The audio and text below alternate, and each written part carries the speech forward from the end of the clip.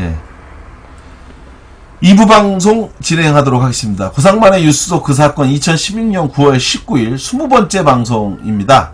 20번째 방송. 예. 우리 열혈곰탱님, 이누시엄 마오님, 명주순나무님 2부 기념 별풍선을 시원하게 팍팍 보내주셔서 감사합니다. 고맙습니다. 말씀 중에, 예, 굉장히 많은 분들이 굉장히 많은 글을 썼는데, 또 지진 났다고 썼어요. 울산에 또 지진이 났나요? 예, 울산 지진이라고 썼는데, 아니, 무슨 지진이 제가 방송하는 날만 자꾸 납니까? 큰일 났네. 근데 진짜 그 경주, 울산 이쪽에 예전에, 그러니까 시민사회단체가 옳아요. 예.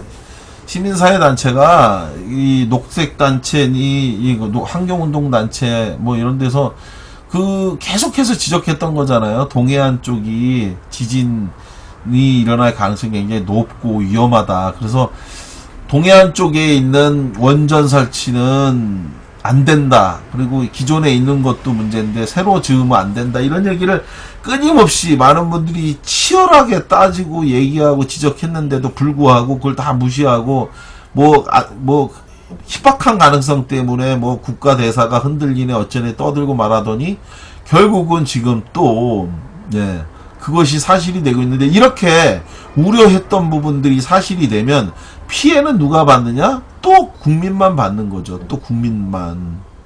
예. 지금 뭐 보니까 경주에 지진 나고 어쩌고 하니까 또 자기네 주머니에 나오는 돈도 아닌 국가 세금을 가지고 뭐 재난지역 선포하고 뭐 100억 원을 드리고 그래가지고 거기에 있는 분들한테 뭐 안전진단도 하고 또 뭐 상담도 해주고. 근데 그게요, 다 좋습니다. 필요한 일이면 해야 되겠죠. 그런데 이걸 이제 정치인들이 자기네들이 결정한 잘못에 대해서는 하나도 누구도 책임지는 사람도 없고, 그리고 그것에 대해서 사과하는 사람도 없고, 다만 그냥 주머니 누구의 돈도 아닌 그야말로 예? 국민 세금을 막 써갖고 그냥 막 주는 거 아니에요. 막 쓰고 이렇게 이렇게 문제가 생겼는데 왜 아무도 책임을 지지 않고, 이제 이 문제를 어떻게 해야 될지에 대해서, 지진 문제는 지진 문제인데 원전 문제에 대해서 지금이라도 근본적인 해법을 찾지 않으면 어려워지는데, 이게 오래전서부터 이 방식으로 하면 안 된다라고 얘기를 했는데 정말 어려운 문제가 첩첩산중인 것 같아요. 이 상황이 이런데 특히나 뭐 많은 분들 이야기했던 게 북한 핵이 문제다라고 계속 얘기하잖아요. 근데 우리나라에서 진짜 문제는 북한 핵이 아니라 장사정포가 정말 문제죠. 수백 발의 장사정포. 예, 이른바 서울 불바다론. 서울을 불바다로 만드는 것은 핵무기가 아니라 장사정포죠. 예.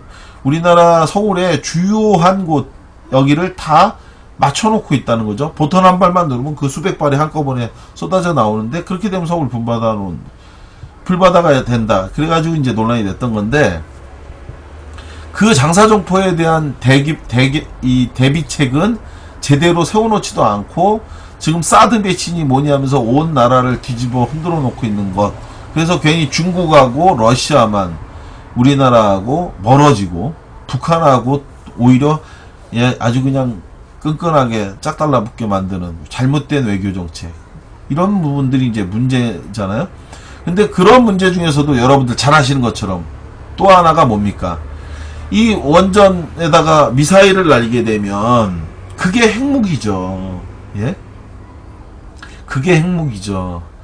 그래서 우리나라 같은 휴전 상태, 예? 그 남북이 대치하고 있는 상황에서라면 이건 오히려 해서는 안 되는 거였던 거죠. 처음부터.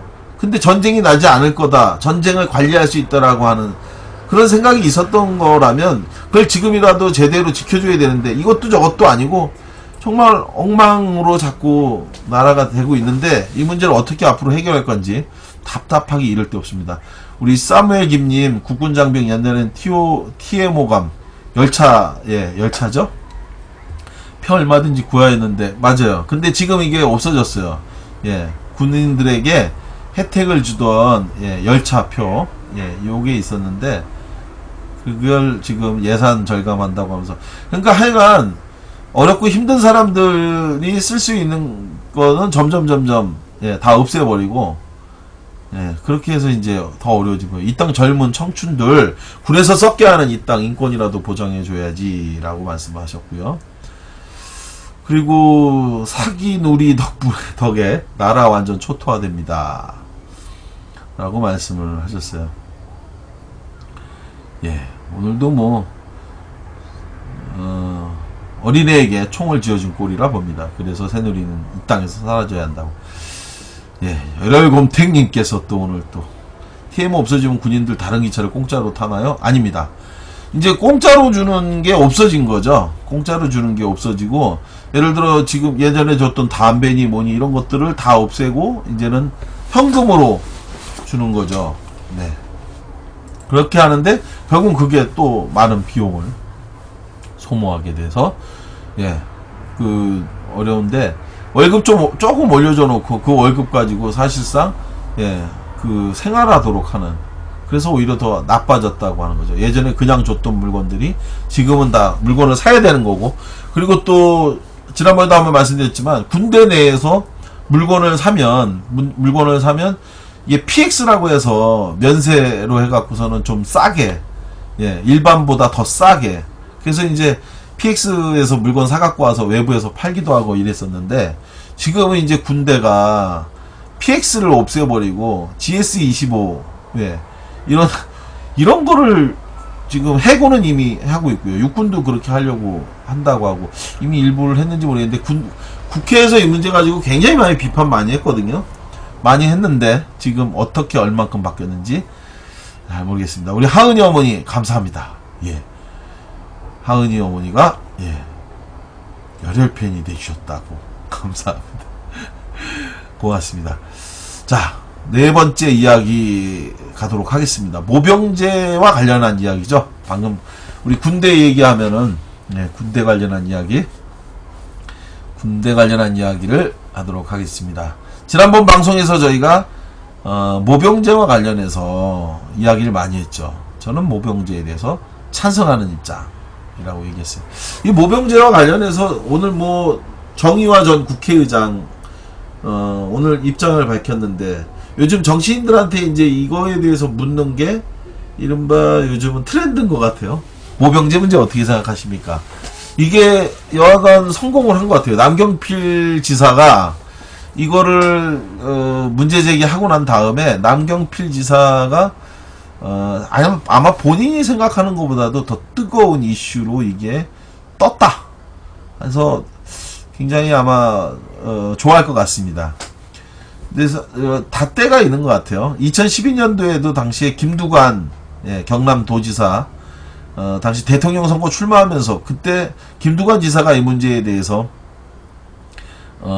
이야기를, 모병제에 대한 이슈를 꺼냈지만, 그때는 이게 웬 뜬금없는 소리냐라고 해서 일회성으로 저런 어처구니 없는 희한한 주장을 했다, 이런 이야기만 한번 있었는데, 이번에는 보다 더 진지하게 논의가 이어지고 있는 것.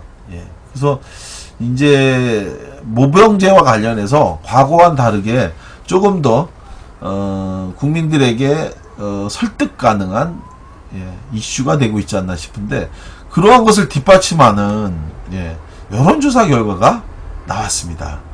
머니투데이 더 302, 예, 이게 언론사죠. 여론조사 기구인 미디어 리서치에 의뢰해서 전국의 성인 남녀 1000명을 대상으로 여론조사를 했다고 합니다. 여론조사를 했는데, 이 모병제 문제와 관련해서 찬반 의견을 물었다는 거죠. 찬반 의견을 물었는데, 제가 생각해도 굉장히 의외의 뜻밖의, 예, 여론조사 결과를 만나게 됐습니다. 그 이전까지는 사실 여론조사 하면 이 시기상조라든지, 예, 이런 의견들이 굉장히 많았는데, 이번에는 찬성한다는 의견이 51.1%, 과반이 넘는 사람들이 모병제에 찬성한다고 하는 입장을 보였고요. 반대한다는 사람들은 43.9%를 보였다고 합니다. 그래서 두 차이를 보면 약 한 7% 정도, 예, 7% 정도의 차이가 있는데, 일단 과반을 넘었다는 것, 예, 모병제 도입에 찬성하는 의견이 과반이 넘었다고 하는 점에서 굉장히 주목할 만한 그러한 그 결과인 것 같습니다. 우리 열혈검택님, 저는 모병제 찬성이요라고 하셨어요. 예. 아마 여기 계신 분들도 의견들이 다양하실 것 같은데 어떤지 한번 의견 한번 적어주시면 제가 소개시켜 드리도록 하겠습니다. 연령대별로 역시나 젊은 사람들은 모병제 문제와 관련해서 굉장히 높은 의견을 보여주고 있는 것 같습니다. 20대에서 군대를 갔다 온 사람들과 가지 않은 사람들이 아직 가지 않은 사람들이 있을 텐데 해가 제일 높았어요. 예, 그 문제와 관련해서 제일 높은 건 아니었군요. 네, 20대가 57.2%, 30대가 그보다 약 3% 떨어지는 56.9%라고 하네요. 굉장히 높죠. 그런데 사실은 40대가 제일 높게 나왔습니다. 40대가 얼마가 나왔을까요? 예, 놀랍게도 62.1%. 제가 40대 아닙니까? 예, 40대잖아요, 제가. 이게 40대가 왜 이렇게 많이 나올까요? 재밌네요. 40대가 20대가 전 높게 나올 거라고 생각했는데, 20대가 군대에 아주 직접적인 이해관계가 있으니까. 근데 아마 40대는 자기가 갔다 온 경험치에 대한 부정적인 것도 좀 있고, 군대 갔다 와서 만족한 사람이 얼마나 있겠습니까? 그쵸? 그러니까 아마 그런 것과 또 현재 40대 남녀라면 아들이 이제 군대를 5년 내지 10년, 길면 10년, 빠르면 한 5년 남짓 안팎에 군대에 자녀를 보내야 되니까 보다 더 구체적으로 군대 문제에 대한 고민을 하기 때문에 모병제 도입에 대한 찬성 의견이 높지 않나 이렇게 생각하는데, 많은 분들이 이런 얘기를 하는 것 같아요. 뭐냐면 군대가 도입되면, 그러니까 모병제가 도입되면 누가 군대에 가겠냐라고 얘기하거든요. 근데 저는 그렇지 않다고 봐요. 실제로 한번 여론조사를 해보면 어떨지 모르겠는데, 저는 지금 군대를 가지 않는 이유는 가봐야 인센티브가 하나도 없으니까, 그러니까 사람들이 군대 가는 것에 대해서 회피하지, 인센티브, 즉 월급을 구급 공무원에 준하는 정도로 주고, 그리고 그것에 대해서 제대 이후에 그것이 특별한 애국으로 인정이 돼서 인센티브를 더 좀 준다면 그 군대를 누가 안 가겠어요. 지금 예를 들어서 이런 거죠. 우리가 국회라든지 대기업이라든지 이런 곳에 인턴을 많은 사람들이 들어가려고 합니다. 근데 그 인턴을 들어가는데 실제로 무급 인턴이죠. 대학생들은 무급 인턴으로 많이 가거든요.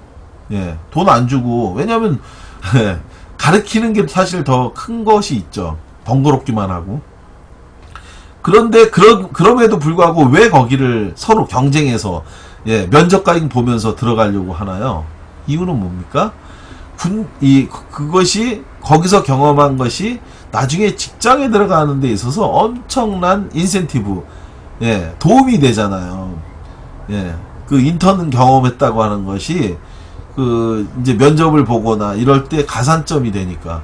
근데 제가 볼 때는 이렇게 해서 모병제로 해서 군대를 가서 군복무를 하고 나온 사람들은 아마 제가 볼 땐 기업이 굉장히 선호하는 사람들이 될 거라고 전 봅니다. 그렇게 될 것 같아요. 그리고 또 정책적으로도 군복무를 한 사람들에 대해서 일정하게 공무원은 안 한다고 하지만 사기업에서는 인센티브를 좀 줘라. 권하지 않아도 아마 그렇게 되지 않을까 저는 싶어요. 왜냐하면 군복무를 한 사람이 조직생활을 했고 조직생활을 하면서 대부분이 그 경험을 통해서 기업에 그것이 도움이 될 거다라고 하는 거예요. 근데 지금은 그냥 무조건 가야 되는 거니까 현재 상태에서는 군을 피했거나 아니면 군 문제가 해결됐거나 이런 사람으로 지금 하고 있잖아요. 근데 그런 부분과 관련해서 저는 모병제를 하게 되면 저는 반드시 굉장히 많은 한 대를 받을 거다. 그리고 여기 지금 쓰신 것처럼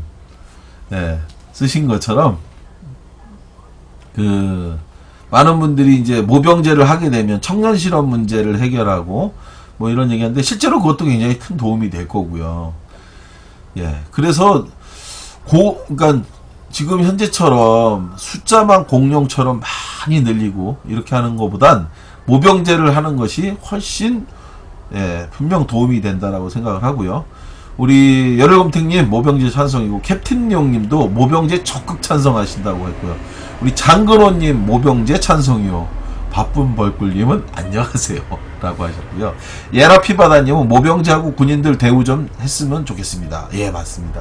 아버지의 입장에서 군대에 보내고 싶진 않겠죠, 캡틴용님. 근데 아버지 입장에서는 군대 보내고 싶지 않은데 지금과 같은 군대를 보내고 싶지 않은 게 아닐까 싶어요. 지금 군대는 사실 보내고 싶지 않은 군대 맞습니다. 그런데 모병제가 돼서 직업군인으로 가게 된다면 그럼 저는 다를 것 같아요. 만약 그렇게 된다면 지금과 같은 그러한 무자비한 구타니 가혹행위니 이런 거는 굉장히 줄 수밖에 없을 거고요. 예.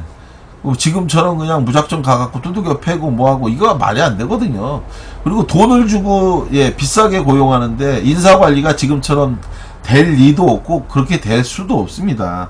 그렇기 때문에 저는 그런 문제들도 해결되지 않을까 싶고요. 열혈곰탱님 청년 실업 어쩌고 하는데 모병제를 한다면 그 부분도 해결될 것이고 기술력 어쩌고 하는 부분에서도 좀 더 전문화가 될 것이라고 생각합니다. 간추리면 똥별은 이제 그만 라고 하셨고 우리 조선의 뚱님은 조선의 뚱님 찾아오셨어요. 아이고 고맙습니다. 열혈곰탱님 기본수당 플러스 생명수당은 준 대기업 급여 수준 따지면 공무원이라고 했는데 구급 공무원 정도로 하자 뭐 이런 얘기를 하는 거죠. 군대가 적성이 맞는 사람이 한 해 10만 명은 된답니다. 제가 볼 때는 군대에 적성 있는 사람들이 지금 이제 우리가 한 해 27만 명이 군에 입대를 하고 있잖아요. 근데 지금 30만에서 35만 명 정도로 군을 유지한다.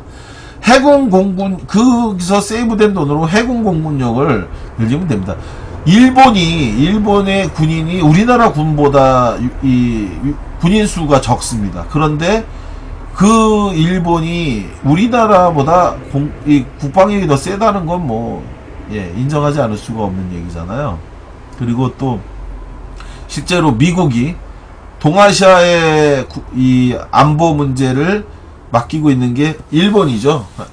일본인데 그 일본이 국방력이 그 정도까지 센 거는 해군과 공군력의 첨단, 최첨단 무기를 많이 갖고 있기 때문에 그런 거잖아요. 우리나라도 저는 전문성 있는 프로페셔널한 군인 육성과 함께 해군 공군의 방위 산업을 우리가 강화해야 된다. 그래서 이걸 위해서 저는 모병제와 또 하나는 방산비리에 대해서 그냥 용서를 하면 안 됩니다. 저는 적어도 그거는 북한처럼 해야 된다. 제가 말씀드렸잖아요, 누누이. 북한은 어떻게 합니까? 하여간 방산비리와 관련해서는 일고의 고려가 없답니다. 바로 그냥 과감하게 그런 것처럼 우리나라는 생계형 비리라고 하면서 방산비리를 옹호한 한민구가 지금도 국방장관 계속하고 있지 않습니까? 그러니까 방산비리가 척결될 수가 있나요? 이런 문제를 척결하지 않으면서 그냥 여기까지 헐렁헐렁 가고 있는 것 자체가 문제고, 사무엘 김님 모병제 절대 찬성이죠. 그런데 미국에서 허락할까요? 군인 수만큼 미국의 허락을 받아야 하는 것 아닌가요? 우리 자주국방을 말하면 모병제 찬성입니다. 그거는 아닐 것 같습니다. 숫자 줄이고 하는 거야 뭐 우리가 아시겠죠. 조선의 툭씨님 고상만 선생님 저서 잘 읽었습니다. 묘하게 느낀 점은 장준하 선생님께서 대통령 될 수 있는 기회가 있었는데 아쉽네요. 대통령이 됐으면 우리나라가 좀 많이 바뀌었을 거고, 그리고 또 박정희 같은 자가 대통령 자리에 18년을 해먹고 그리고 처벌받지 않은 가운데 그가 100년이 됐다고 해서 1900억 원이 넘는 국가 세금을 써서 추모를 하는 황당무계한 일도 없지 않을까 싶습니다. 대마고근님 녹방인가오 갑습니다. 뭡니까 이게? 반갑습니다. 녹방 아니고 생방입니다. 즐겨찾기 당장 했어요. 아이고, 대마고근님 고맙습니다. 자주 오세요. 엄연한 직업으로 군인을 선택한 것인데 구타나 가혹행위는 절대 말이 안 된다고 생각합니다. 단호하게 처벌하면 됩니다. 바쁜 벌꿀님 와, 오늘 뭐, 제가 방송을 하면 안 될 것 같아요. 방송만 하면 지진이 일어난다고 자꾸 이러네. 큰일 났네, 이거. 네. 아무 일도 없기를 바라고, 여진이 계속 온다고 하는데, 예. 좀 우리나라 정부가, 예, 대한민국 정부가 정신 좀 차렸으면 좋겠어요.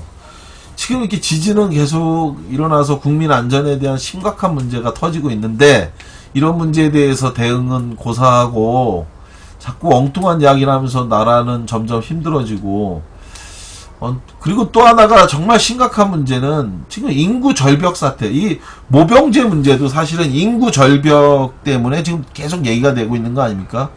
인구 절벽 문제를 해소하는 것, 예, 정말 전 세계에서 지금 출산율이 저하된, 예, 출산율이 세계 최저 수준으로 떨어지고 있어서 2050년도에는 우리나라 국민이 지금 1000만 명 정도밖에 남지 않을 거다. 그런데 더 심각한 것, 2050년이면 지금 얼마 남았습니까? 지금 34년밖에 안 남았죠. 34년 후면 와, 그때 1000만 명밖에 남지 않는다라고 하면 그것도 뭐 문제지만, 통계상으로는 지금 그렇다는 거죠. 그것도 문제지만 절대 다수가 또 노인층밖에 없고, 한반도에서 전 세계에서 지금 대한민국이 사라질 지경인데, 그런데 아이들에 대한 이 대통령 선거 때 약속했던, 예, 유아 보육 문제나 또, 예, 교육 문제나 이런 거에 대한 약속은 지키지도 않고, 예, 이러니까 누가 아이를 낳으려고 하고, 그리고 또 뭐 직장은 또 질 좋은 직장은 없고, 그냥 비정규직에, 계약직에, 일용직에, 그렇게 해서 점점 살기 힘드니까 아이를 낳기 싫어하고, 뭐 싫어하는 게 아니라 낳을 수가 없죠. 이런 문제를 좀 집중해야지, 북한하고 그냥 밑도 끝도 없고 한도 끝도 없는, 예, 대립과 갈등만 계속 반복해서 어떻게 하겠다는 건지 정말 안타깝습니다. 전 세계는 어떻게든지 자기 나라 국민들 먹고 사는 데 있어서, 그리고 국민이 고통받지 않는 것에 대해서 하고 있는데, 대화로 풀 문제를 대화로 풀어야지, 전쟁해갖고 풀 수 있는 문제도 아니고 한도 끝도 없이 계속 가고 있는 게 너무 안타깝고 정말 한심스럽습니다. 이런 문제에 대해서, 예, 정말 고민하는 그러한, 예, 나라가 됐으면 좋겠고요. 처음 듣네요. 1900억 원. 조선의 뚝심님은 19회 방송 지금, 예, 팟빵과, 예, 유튜브에 올라가 있으니까 거기서 들으시면, 예, 왜 1900억 원인지 나올 겁니다. 아시게 될 거고요. 저는 과거사 이기하면 방법 고안해냈습니다. 라고 하셨어요. 이전에 했던 짓을 또 하는군요. 독일과 차이는 독일은 반성, 일본은 정당화. 제 길을 간다. 라고 하고 있어요. JTBC에서 나오는데 국민안전처 홈페이지 또 먹통. 지금 또 뭐 지진이 많이 난 것 같습니다. 북한을 이용하는 것은 결국 저것들은 다 가졌으니 군사를 이용해서 놀자는 싶어. 하여간 그런 얘기 저런 얘기가 있는데, 자, 이런 상황에서, 예, 이야기를 계속 이어가도록 하겠습니다. 모병제 관련해서 이렇게 40대까지는 엄청나게 그 찬성 여론이 높은데, 60대 이상은 56%가, 예, 도입 반대 의견을 이야기했다고 합니다.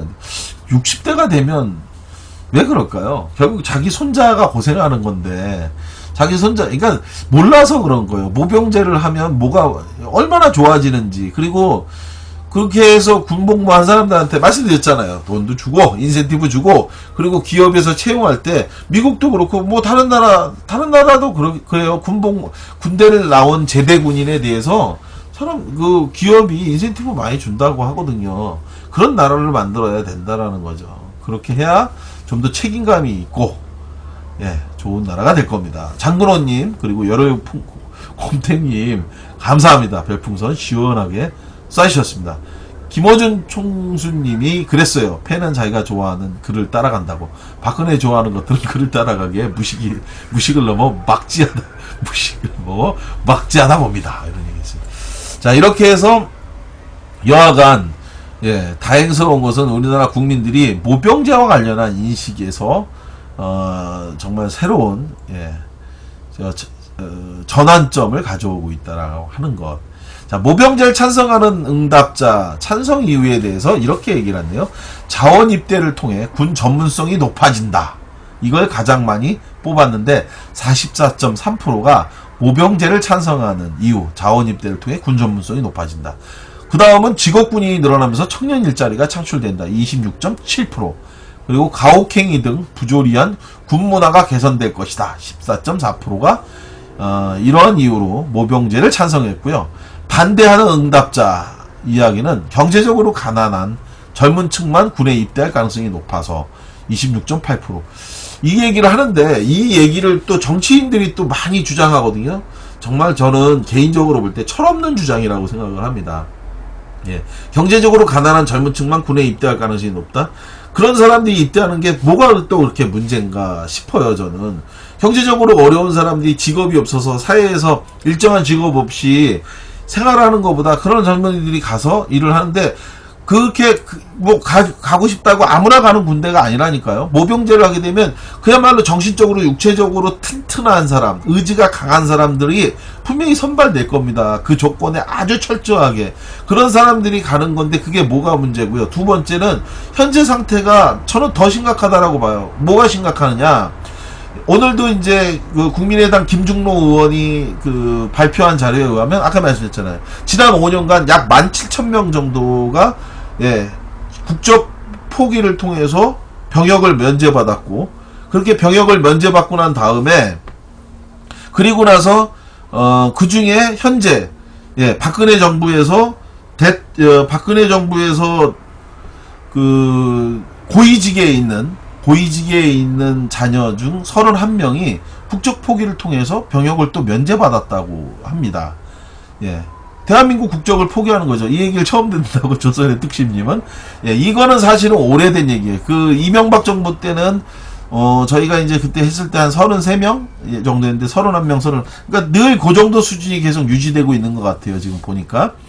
근데 하여간 이런 식으로 해서 또 사실상 이미 고위공직자의 자녀들, 외국으로 나가 있는 사람들은 국적 포기. 외국에서 태어난 아이들이 나이가 18살이 되면 자기의 국적을 선택해야 되는데 그때 자기가 국적을 포기함으로써 군 병역을 회피하죠. 그리고 나서 이후에 35살인가 38살인가 넘어가면 다시 대한민국 국적을 회복할 수 있고, 그런 식으로 해서 이제 얘기가 되고 있는데, 이런 것들 또 더 큰 문제는 뭡니까? 이른바 좋은 보직, 꽃보직, 편한 거, 좋은 거, 이런 거는 다 또 그들이 가서 다 차지해 버리잖아요. 그래서 지금 군대에 입대할 때, 제가 군대 입대할 때도 그랬거든요. 제가 군대 입대할 때도 가족 중에서 5급 이상 사무관이 있는 사람, 삼촌 이내에 그런 사람이 있는 사람, 국회의원이 친척 중에 5촌 이내에 있는 사람, 뭡니까? 대령? 중령? 하여간 거기 이상, 영관급 이상의 뭐가 있는 사람. 그래 쭉 해갖고선 그 사람들 다 빼갖고 그 사람들은 딴 데 좋은 데로 보냈죠. 그리고 또 지금 또 어떻습니까? 축구 잘하고 야구 잘하고 뭐 한다고 해갖고 금메달 따고 뭐 하면은 또 군대 또 빼주죠. 지금 현재 상태가 공정합니까? 다 빼주고 그렇게 해갖고 백도 없고 못 없는 사람들은 군대 가고, 거기 가서도 또 백도 없고 못 없는 사람들은 일빵빵이나 철책으로 가갖고 고생하고 이렇게 하잖아요. 차라리 모병제를 하게 되면 저는 누구든지 가서 거기에 맞는 업무를 하는 것이 더 공정하고 그것이 더 합리적이지 않나, 이런 생각을 해요. 이거에 대해서 논쟁을 하면 얼마든지 논쟁할 수 있고요. 이 부분과 관련해서 경제적으로 가난한 사람들, 그 사람들이 오히려 가갖고서는 그 나이대에 받을 수 있는 연봉 플러스 알파 하면 한 3천 정도는 아마 받게 되겠죠. 저는 그렇게 해서 하면은 그 사람들이 나와서 그 돈으로 3년이나 한 4년 정도 하게 되면 일정한 돈을 가지고 자기가 뭔가를 할 수 있는, 공부를 할 수 있는 자금을 만들든지 아니면 자영업을 할 수 있는 조그만 준비 자금 정도라도 시드머니 이런 거라도 할 수 있든지 뭘 할 수 있겠죠. 저는 그렇게 하는 게 옳다라고 생각을 합니다. 자, 이런 상태에서 실제로 우리나라에서 그럼 현재 군인이 받고 있는 월급은 좀 어느 정도냐, 전 세계 기준으로 보면 어떠냐라고 하는 건데, 이런 얘기를 합니다. 정의당의 김종대 의원이 밝힌 자료예요. 가장 많은 월급을 받는 병장이 예, 하루에 받는 1급 수준이 어느 정도냐. 정말 이거는 너무 충격적인 것 같아요. 교도소에 수감 중인 수용자보다 적은 1급을 받고 있는 걸로 확인됐다는 거예요. 기가 막히지 않습니까? 제가 늘 군인 문제, 군인 인권 문제에 대해서 따지고 항의할 때, 우리가 무슨 죄 짓고 군대, 간 게 군대가 아닌데, 왜 죄인보다 더 열악한 처우에 생활을 해야 되냐, 이런 이야기를 저희가 많이 했거든요. 적어도 이 교도소에 있는 죄수도 그 감옥 안에서는 죽지 않도록 관리해야 되고, 만약 자살을 하면은 교도소장이야 모든 사람들이 다 처벌을 받아야 되는데, 근데 군에서는 군인이 자살을 하면 아무도 처벌받지 않는다. 이게 말이 되느냐, 이 얘기를 제가 맨날 얘기했거든요.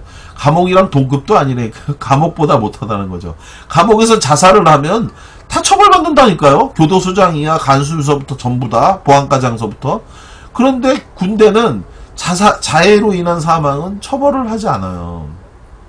그런데 심지어 교도소에 수감 중인 수용자보다 적은 월급을 받고 있다라고 하는 것. 이게 말이 되냐는 거죠. 한국의 2016년도 최저임금이 126만원 정도가 되는데, 그런데 병장이 현재 받고 있는 게 19만 7천원, 최저임금 대비 15% 수준을 받고 있다라고 하는 겁니다. 이것은 다른 나라에 비해서, 예, 다른 나라에 비해서도 엄청나게 이거는 굉장한데, 징병제를 시행 중인 국가 중에 최저임금제 대비 병사들의 월급 비율 비교할 때도 이게 최저 수준이라고 합니다. 지금 보면 중국 같은 경우에 최저임금 대비 군인이 받는 게 34%, 대만 33%, 베트남, 예, 우리보다 훨씬 가난한 나라죠. 근데 베트남 27%, 브라질은 80%라고 하고요. 그리고 이스라엘, 예, 이스라엘 같은 경우도 34%, 이집트 100%, 태국 100%, 터키 15%. 그러니까 우리나라하고 똑같은 징병제를 시행 중인 나라에 대해서만 지금 얘기를 하는 건데요. 예, 징병제를 시행하고 있는 나라 중에서, 예, 우리가 이렇게 15%밖에 되지 않는 거. 태국 우리보다 못 사는 나라로 알려져 있지 않습니까? 브라질도 지금 뭐 엄청나게 문제가 많죠. 베트남은 뭐 말할 것도 없이 우리보다 한참 많이 뒤떨어졌다는데, 그 베트남조차도 최저임금의 27%를 주고 있는데 우리나라는 15%밖에 주지 않고 있다라는 것. 이런 식으로 우리나라 군인들에 대해서 젊은 사람들을 데리고 가서 이렇게밖에 예우해주지 않는다는 것, 이거는 정말 잘못된 겁니다. 그래서 저는 조속히 빠른 시간 내에, 예, 다음 대통령 선거 때에 이 문제가 대통령 후보 공약으로 나와서 이제 군 체질도 바꾸고, 그리고 군대 문화도 바꾸고, 근본적으로는 우리나라의 정말 전쟁 수행 능력, 군인으로서의 능력, 이거를 향상시켜야 된다. 예. 과학적으로 향상시켜서 일본을 이길 수 있는 나라가 돼야 된다. 기본적으로 우리가 맨날 북한만 가지고 얘기하는데, 진짜 적이 북한인지 일본인지 저는 사실 좀 생각이 다릅니다. 저는 일본이 우리의 진짜 적이 될 수 있다. 지금처럼 친일의 나라, 일본과 가까운 나라니까 일본이 우리에게 위협을 하지 않죠. 근데 제대로 된 나라가 되면 일본하고 우리하고 뭐 필시 부딪힐 수밖에 없지 않습니까? 독도 문제도 예를 들어 그런 거고요. 독도 문제와 관련해서 일본이 끊임없이 도발을 하고 있는데, 언어로 도발하는 것, 그리고 외교력으로 도발하는 것. 그런데 이것이 이제 지나고 나면 결국은 군사적으로 도발할 수밖에 없고, 군사적으로 도발할 거고요. 지금은 해외 파병, 해외로 나와가지 않도록 자위대가 돼 있지만, 평화헌법이 걔네가 원하는 대로 결국 개정이 돼서, 그래서 자위대가 외국으로 나가게 된다면 결국 자위대가 독도 오겠죠. 이제 자기네들 땅이니까 자기네들 가져오겠다는 식의 주장을 하면서 오게 되면 결국은 전쟁은 불가피한 거 아닙니까? 그렇게 되면? 근데 그렇게 될 때 우리가 일본에 맞설 수 있는 군사력을 갖고 있느냐는 거예요. 해군 공군력이 한참 일본보다 떨어져 있는데, 근데 지금 보면 우리나라는 다 지상군인 중심으로 돼 있어서 그냥 육군만 숫자가 어마어마하게 많고 돈도 육군 중심으로 엄청나게 많이 쓰고 있어요. 이게 다 뜯어먹는 구조로만 돼 있는 잘못된 이 구조 때문에 이런 일이 벌어지고 있는데, 저는 이 문제와 관련해서 군이 제대로 된 변화를 가져오지 않으면 안 된다. 그래서 모병제 문제, 국민 여론조사 결과에서 상당히 높은 결과가 나온 것에 대해서 고무적으로 생각하고요. 그리고 이 여론조사 결과를 토대로 해서 대통령 선거에 출마하는 유력 정치인들이 이제 그 전환적인 인식 개선을 통해서 이제 좀 바꿔야 된다. 이거가 충분히 가능한 얘기거든요. 바꿔야 됩니다. 명주소나무님, 모병제가 이젠 합리적 선택의 시대. 똥별들 뒷바라지를 끝내야죠. 그러니까 별들 숫자 유지하기 위해서 징병제를 유지하는 것밖에 안 된다라고 저는 생각합니다. 그전에도 방송에서도 말씀드렸지만 일정한 숫자가 돼야 별의 숫자가 유지되니까, 그래서 반대하는 것이 저는 진짜 속내다라고 저는 생각을 합니다. 두드러기로 면제된 인간의 피부가 웬만한 사람들 뺨치기 곱더라고. 곱죠 뭐. 아니 박근혜 옆에서 총리 하면서 가렵다고 이렇게 극적극적 긁지 않나, 저는 이렇게 방송 나오면 쳐다보는데, 사실 이런 사람이 말이죠.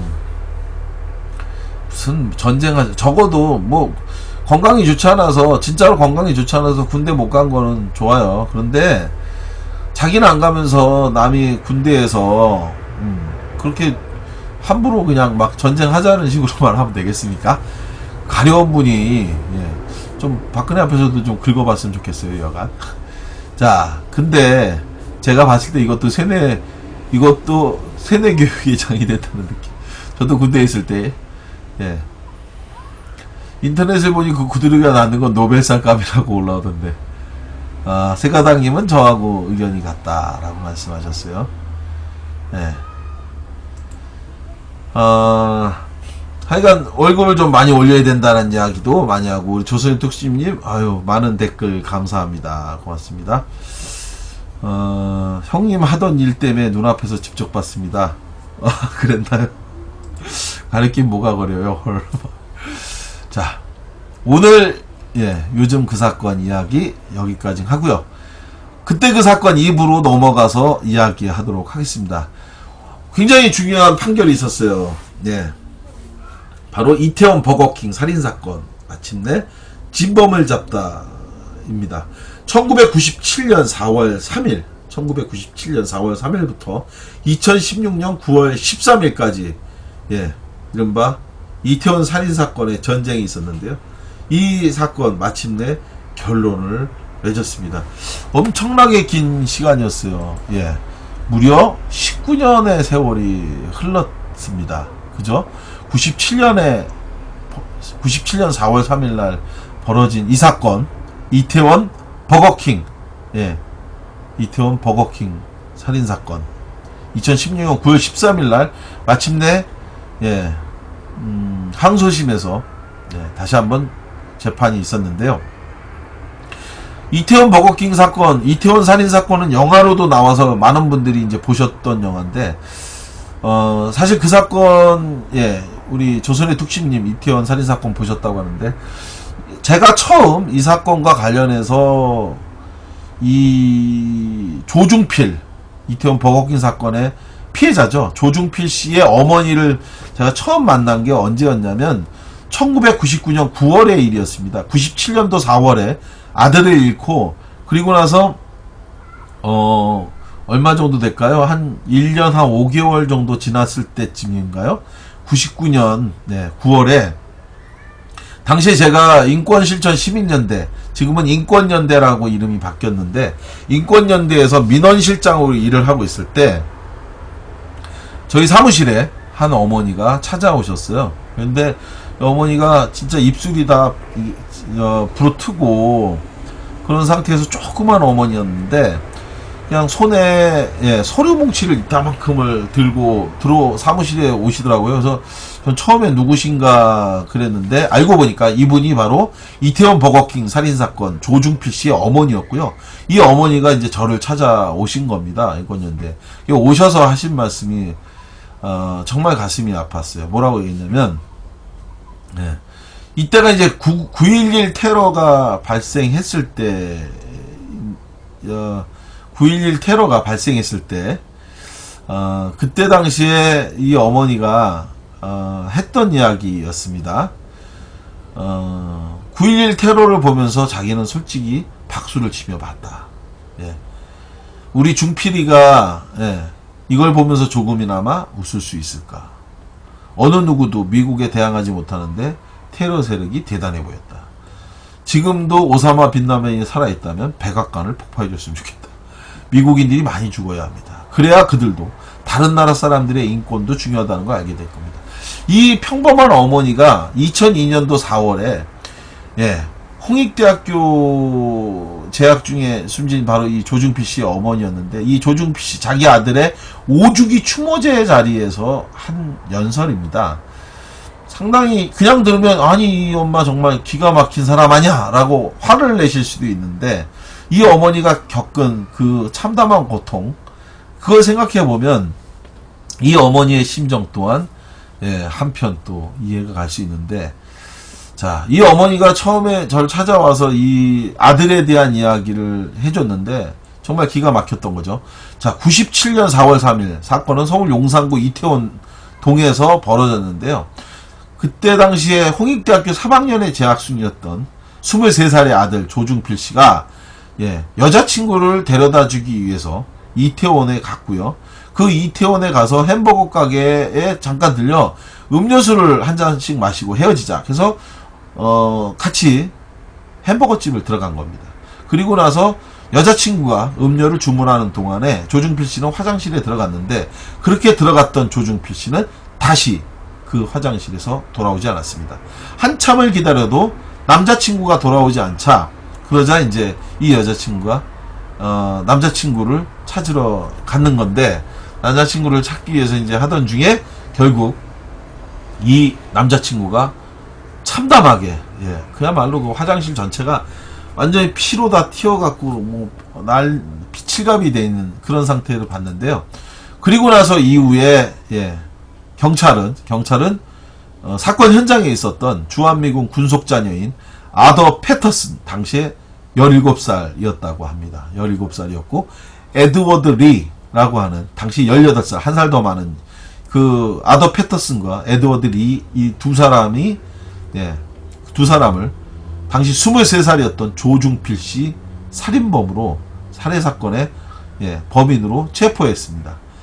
자, 그런 상태에서 이 사람들을 상대로 해서 조사를 하니까 재미삼아서 조중필 씨를 살해했다라고 하는 이야기를 했는데요. 이때 당시에 경찰은 에드워드 리를 우리나라 검찰은 조중필 씨를 살해한 살인범으로 봤습니다. 그리고 아더 패터슨은 이 사건의 공범관계로만 판단을 했어요. 그런데 에드워드 리는 다른 얘기를 했습니다. 당시에 나는 아니다. 나는 범인이 아니다. 나는 조중필을 살해한 적이 없다.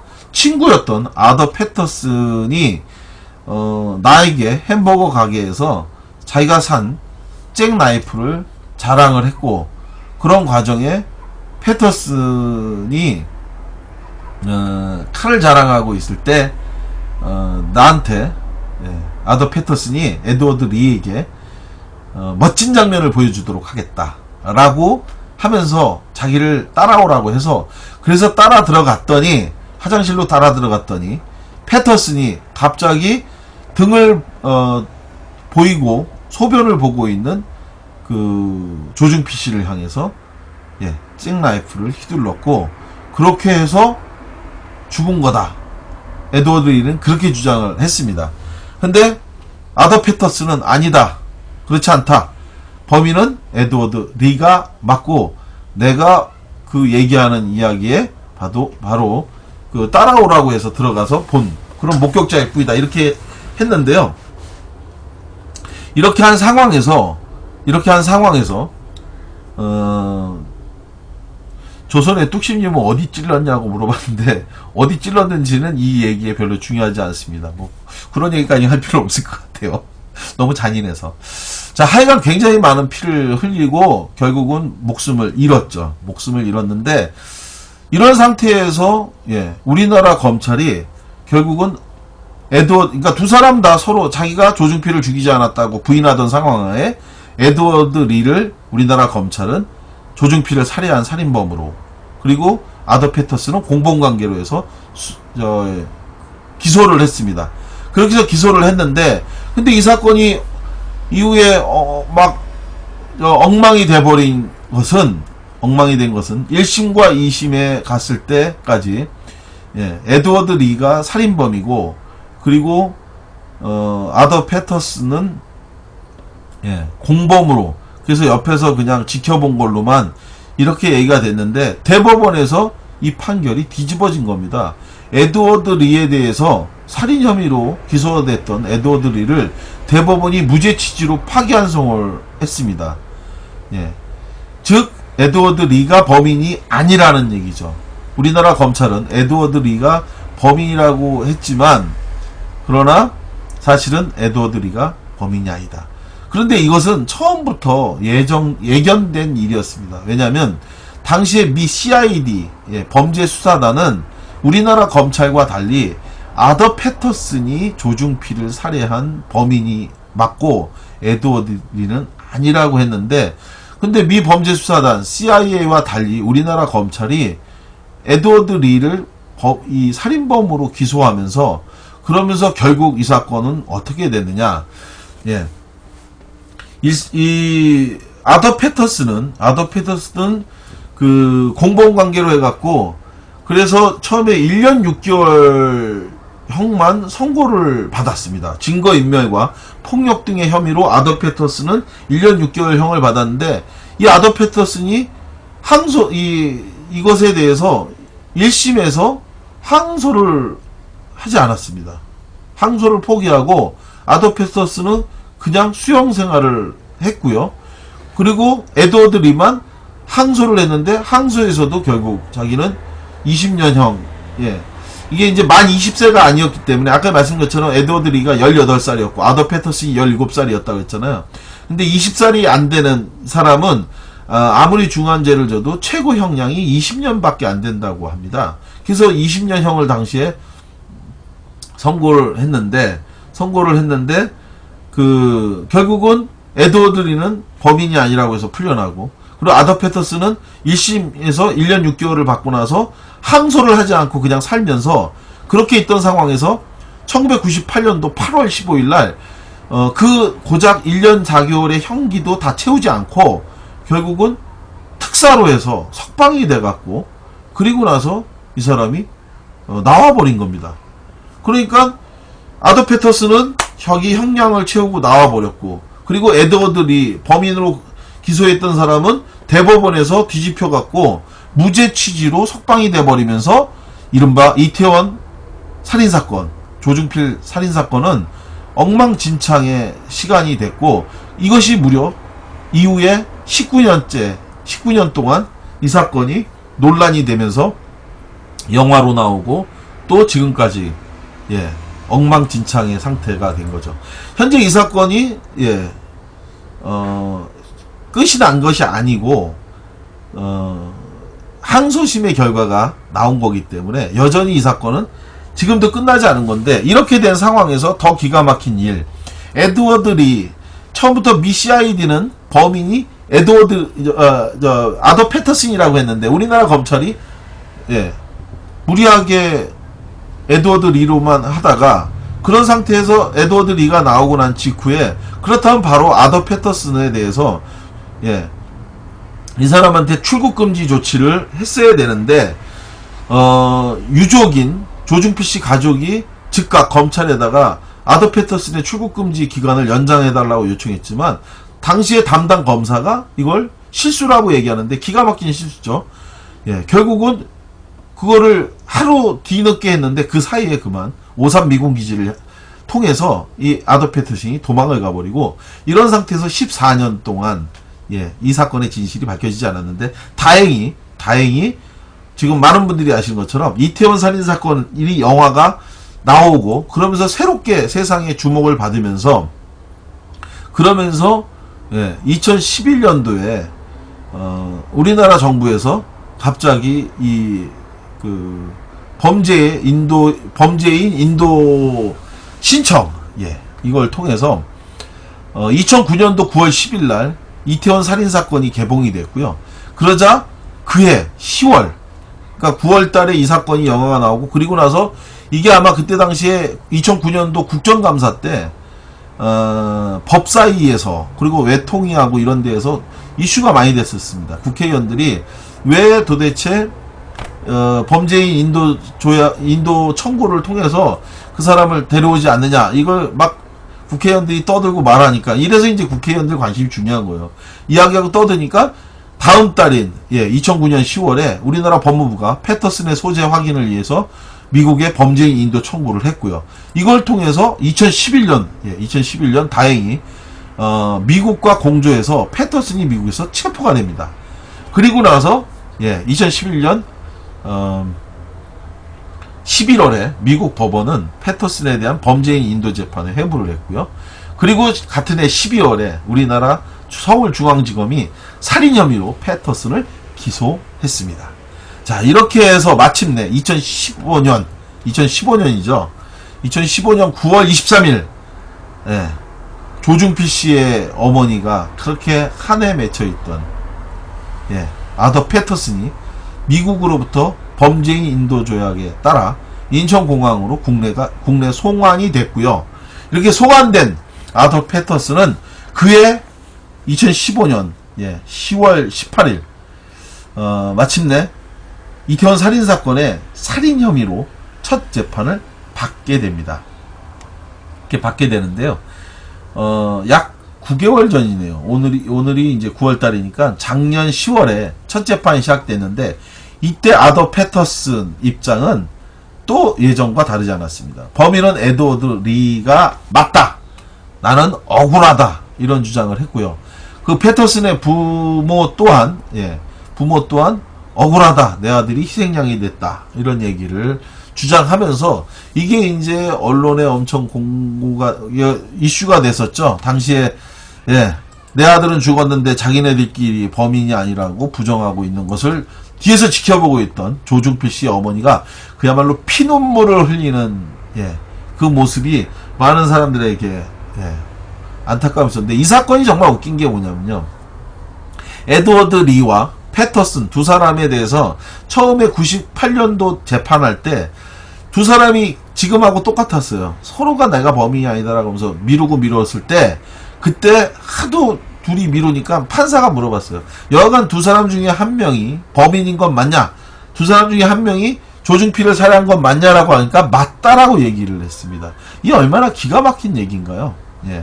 두 사람은 서로 아니라고 하는데 그런데 두 사람 중에 누가 한 명이 살해한 건 맞냐니까 둘 다 맞다라고 얘기하고 그렇게 해서 내린 판결에 처음 98년도 99년도 재판에서 결국은 아무도 죽인 사람이 없는 판결이 나왔고 그러다가 18년 19년 만에 마침내 송환이 돼서 그래서 이루어진 재판 결과 2016년 올해죠. 올해 1월 29일 1심에서 마침내 아더프 패터슨 도망갔던 에드워드 리가 아니라요. 아더프 패터슨에게 살인 혐의가 인정이 돼서 징역 20년 선고형이 떨어졌습니다. 자, 그렇게 되자 아더프 패터슨은 1심 결과에 불복해서 항소를 했고요. 그리고 바로 지난주 9월 13일 항소심에서 아더프 패터슨은 원심대로 징역 20년을 다시 항소심에서 선고받았다고 하는데 왜 20년인지 많은 분들이 의아해 할 것 같습니다. 아더프 패터슨이 이 사건을 벌일 당시 만 17세였기 때문에요. 20세가 안 되면 아까 말씀드린 것처럼 최고 형량이 20년에 불과하다고 하네요. 그래서 아더 패터슨은 징역 20년을 받았는데 이거에 대해서 또 대법원 상고를 했다고 합니다. 아더 패터슨은 자기가 여전히 희생양이다 라고 주장을 하고 있다고 하는데요. 아더 패터슨 과연 그가 범인일지 아닐지, 예, 대법원의 결과가 아직도 남아있지만 분명한 사실은, 예, 아더 패터슨은 여전히 반성하지 않고 있다는 것입니다. 네, 오늘 방송, 예, 20번째 방송이었는데요. 예, 어떻게 오늘 방송 재미있으셨는지 모르겠습니다. 정신없이 또 오늘도, 예, 방송했습니다. 네. 열애곰탱님 감사합니다. 별풍선 주셨습니다.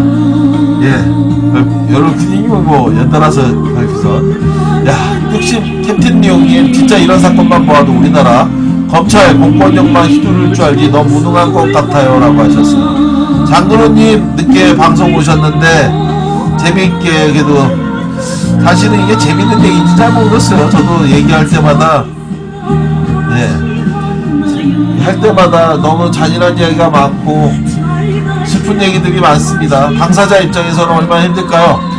예, 장군호님 지금도 야근 중이라고 하시는데 일을 너무 많이 하시면 나라가 어려워집니다. 조선의 tuk심님 감사합니다 라고 하셨어요. 저도 감사합니다. 이집션 마우님 방송 감사합니다. 예, 1900 강의 어디서 듣나요? 예, 인터넷에서, 예, 구상만의 뉴스 속 그 사건 검색하시고, 예, 여기, 예, 들으시면 됩니다. 예. 세가다 0416님 수고하셨습니다 라고 하셨어요.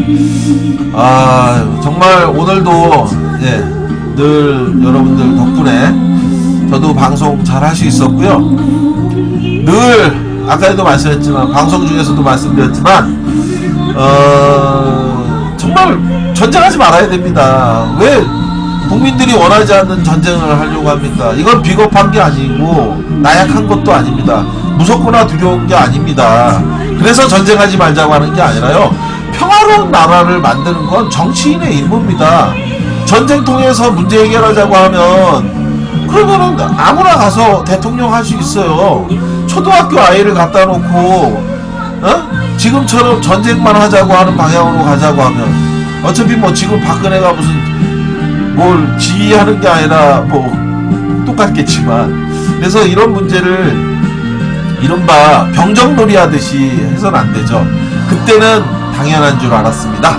자, 김대중 노무현 민주정부 10년, 그러한 새로운 민주정부를 다시 열어야 됩니다. 내년에 우리 민주정부 만들어서 금강산도 다시 가고, 그리고 또 멈춰선, 예, 개성공단의 기계 다시 돌아갈 수 있도록 해야 됩니다. 그러한 대한민국, 평화가 꿈꾸는 대한민국 만들어야 됩니다. 모든 분들이 전쟁의 공포에서 헤어나야 되고요. 그리고 지진 문제에 대해서 정말 대책을 만드는데 더 골머리를 써주기를 바랍니다. 예, 국민들은 지금 지진 때문에 힘들고 사드 문제 때문에 힘들고 중국하고는 그것 때문에 멀어지고 있는데, 도대체 누구를 위해서 정말 대치 국면을 계속 가는지. 저는 이명박 정부 때 이명박처럼 무능한 사람이 또 있을까? 아무것도 안 하고 맨날 싸우자고만 하는 그러한 정책을 왜 할까? 정말 한심했거든요.